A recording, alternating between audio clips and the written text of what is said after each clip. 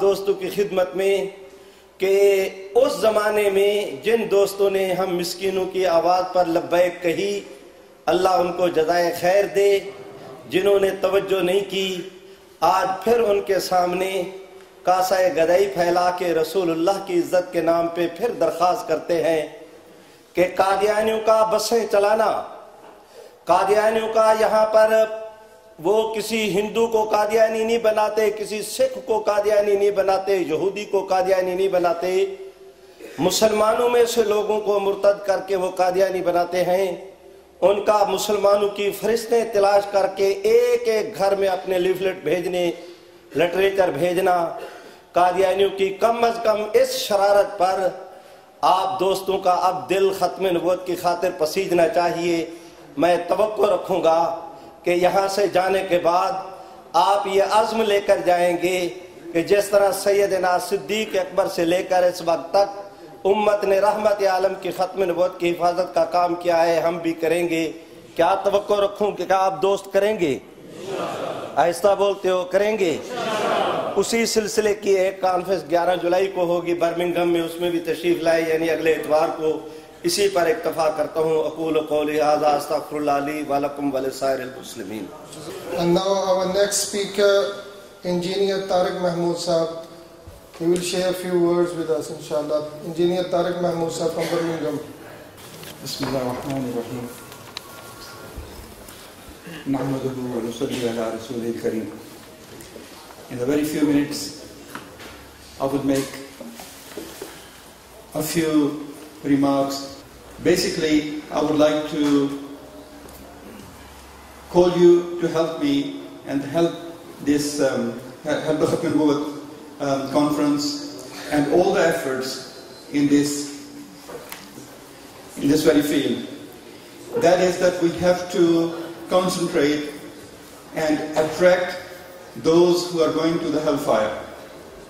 We know for sure that anybody who does not seek refuge in the fold of Islam and does not accept Muhammad Rasulullah sallallahu alaihi wasallam as last of the messengers and apostles, there is no success for them. If we want to save those souls from the corner of hellfire, we have to make some effort. I'm pointing your attention towards the Qadiani youth. We can understand that their elders, why did they leave the fold of Islam? That was a very difficult time. The power and the might of the British Raj was at its top. At that time, there were many fitnas coming.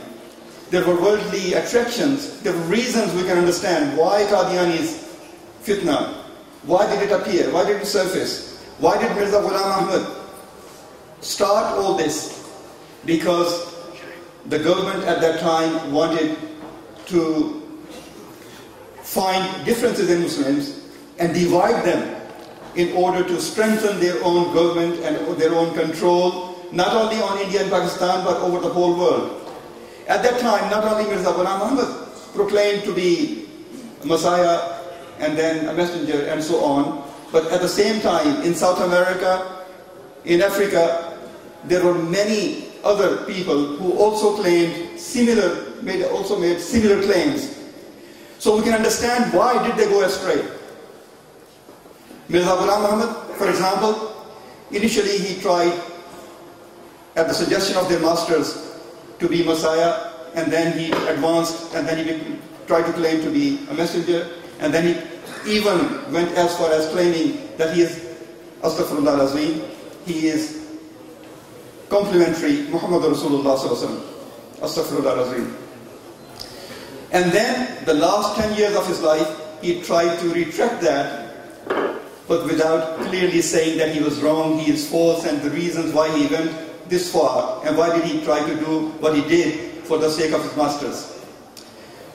He also tried to walk out of it by claiming that that I'm not claiming to be a messenger of Allah in the same sense as the previous messengers were, but I am shadow of the messengers, that I am a completion of the messengers, and so on. And he even writes in one of his books that if my claim to apostlehod of French Muslims then please accept that word to be crossed out.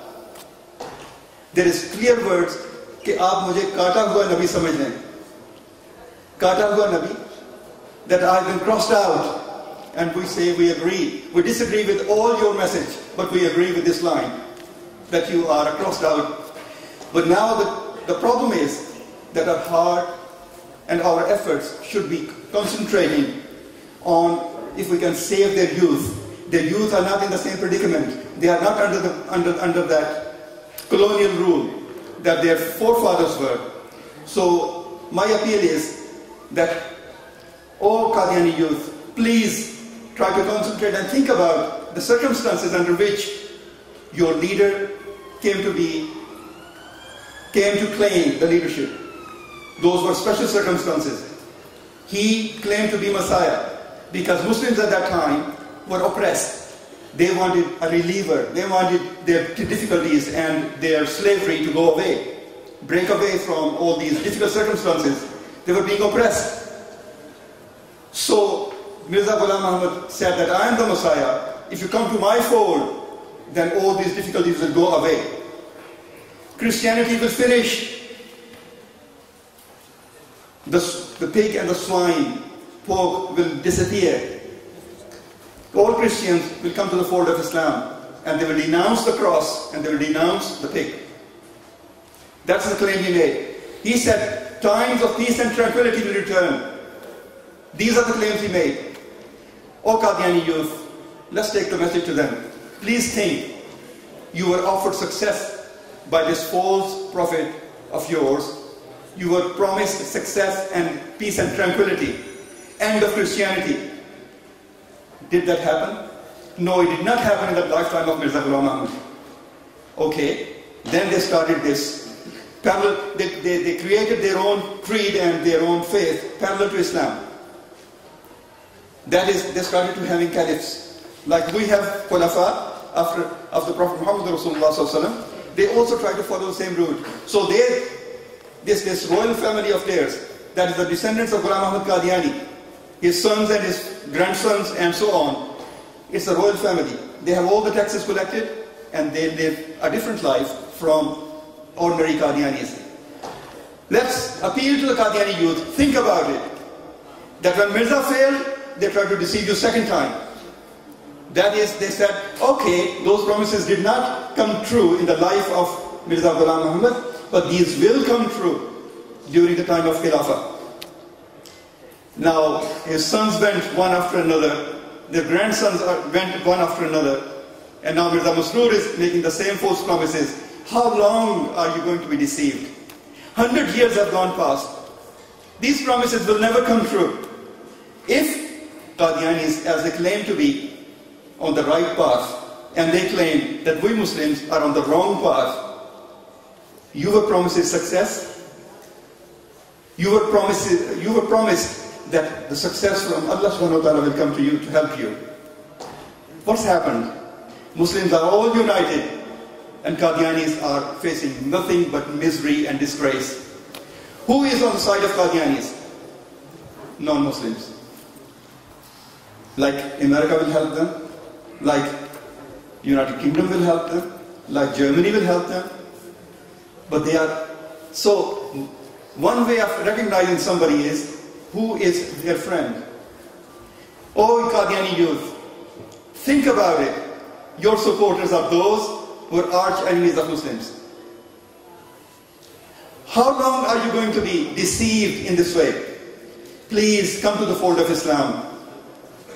Your forefathers left Muslims in the hope that Mirza's promises might save them. Please think about it. It is difficult to accept that they were wrong, but the span of time has shown that they were wrong. Please come back to the fold of Islam. Please think about eternal success. What is eternal success? What is help from Allah subhanahu wa ta'ala? When help comes to messengers, we have examples in the Quran. When help came to Musa alayhi salam, he took his community through the sea, and the sea opened for them. That is help from Allah subhanahu wa ta'ala. And then Pharaoh wanted to follow them. and he was destroyed. This is help of Allah subhanahu wa ta'ala. Similarly, Nuh alayhi salatu wasalam, when all people rejected him, his people rejected him, then the storm came. And what is success? What is help of Allah subhanahu wa ta'ala? That the ark, in ark they were safe, they were saved. And the enemies of the messenger of Allah were destroyed. This is success of Allah subhanahu wa ta'ala. O Qadiani youth, let's go to them and ask them, O Qadiani youth, please think about it. Qadiani youth, please think about it. Do not destroy yourself. Come to realize the facts. Look, the reality and the truth is staring you in the eyes. The promises you were made, the promises that which were given to you by your Messiah, so-called Messiah, were all lies, but nothing else. It brought to you and to the Muslim Ummah nothing but misery. And the situation went from bad to worse. Please think about it. Do not throw your lives after the deception which enveloped your ancestors. If you come back to the fold of Islam, if somebody, a child goes out of the house, this has disagreement of family, and then he goes out in the morning, but he comes back in the evening, we don't say that you're not from amongst us, we accept him with open arms. O Qadiani youth, we will accept you with open arms. Please come back to the fold of Islam, and let us pray for the eternal success. Let us forgive and disassociate ourselves from the lies of Mirza Qadiani and his descendants and his royal family. And let us accept the message of Muhammad Rasulullah sallallahu alaihi wasallam, who was the last of the messengers. There are no more messengers to come and be appointed after that. May Allah subhanahu wa ta'ala help us to discharge our duty. That is not only to be on the right path, but also save those who are on the corner of hellfire. أقول قولي هذا أستغفر الله لي ولكم ولسائر المسلمين.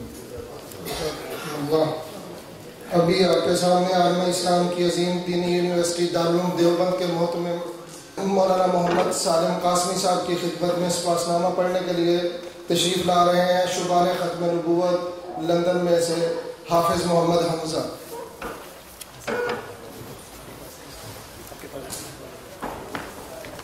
السلام علیکم ورحمۃ اللہ وبرکاتہ.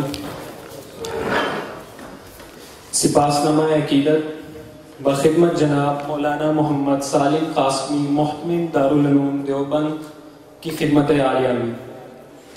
حضرت دامت برکاتکم و مکارمکم.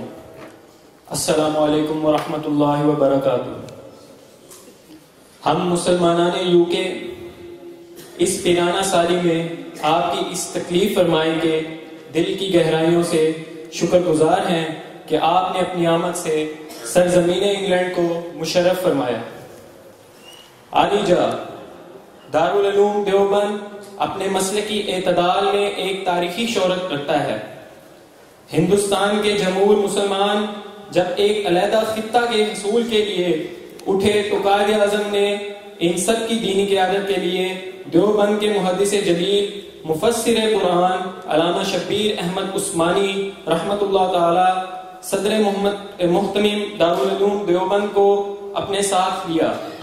قائد اعظم کا یہ انتخاب اس لیے تھا کہ تمام مسلمانوں میں دیوبند ہی ایک نقطہ اعتدال ہے جو سب مسلمانوں کو ساتھ لے کر چل سکتے ہیں, اور ان کے ہاں پوری تاریخ میں دوسرے فرقوں پر وہ اہل حدیث ہوں یا بریلوی کبھی کفر کے گولے نہیں پھینکے گئے. یہ حضرات ہمیشہ افراط و تفریط سے دور رہے ہیں اور سوائے جاہلوں کے ان کے خلاف کبھی کسی کو بد زبان نہیں پایا گیا. قائد اعظم کے اس بیان کی تائید پاکستان کے علی پور سیدہ کے مشہور بزرگ پیر جماعت علی شاہ صاحب نے لاہور میں مسلم لیگ کے ایک کھلے اجلاس میں مولانا شبیر احمد عثمانی کو گلے لگا کر اس طرح فرمائی. جلسے میں حضرت قبلہ عالم نے کھڑے ہو کر فرمایا, علامہ شبیر احمد صاحب میرے بھائی ہیں, خبردار ان کے ساتھ کوئی گستاخی نہ ہو. میرے سامنے انہوں نے اپنے عقیدے کی وضاحت کر دی ہے. وہ وضاحت کیا تھی جو مولانا شبیر احمد عثمانی نے وہاں لاکھوں کے اجلاس میں فرمائی؟ اسے سنیے. میں نبی اکرم صلی اللہ علیہ وآلہ وسلم کی شان میں گستاخی اور بے ادبی کرنے والوں کو کافر اور مرتد سمجھتا ہوں. یہی میرے اور میرے اساتذہ کا